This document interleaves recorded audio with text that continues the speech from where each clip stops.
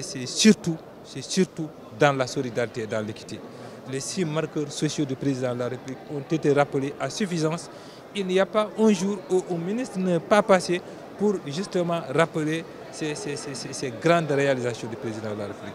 Et aujourd'hui, nous nous inscrivons pour ce budget 2020, justement dans le cadre de la continuité du PSE.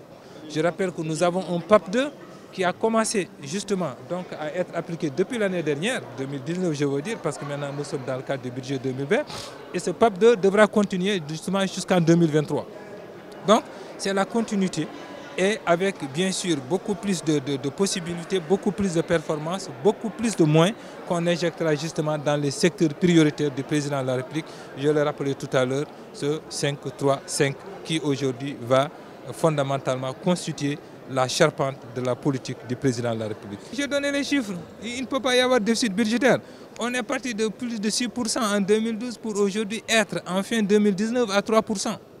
Je l'ai rappelé, les chiffres sont là, il faut prendre les chiffres, il faut prendre les discours, mais demander à ces personnes, autorités ou pas, qui aujourd'hui sont en train de parler de déficit, le budget il est de 3%.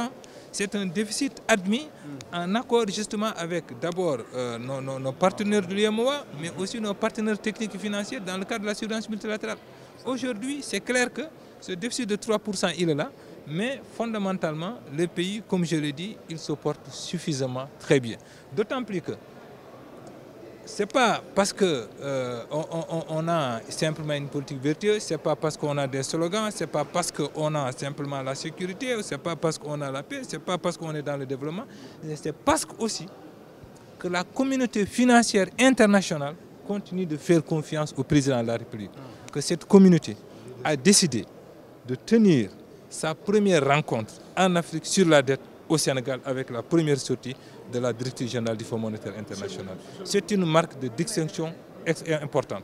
Le deuxième élément, justement, c'est le niveau de la dette, on en a parlé.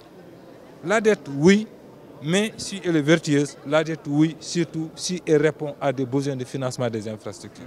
Je l'ai rappelé, on ne s'endettera jamais au Sénégal, en tout cas sur instruction du président de la République, pour financer justement du fonctionnement. Je l'ai dit, mais on s'endettera et on continuera de le faire tant que nos besoins en développement et en infrastructure sont là, qu'elles soient des investitures de transport,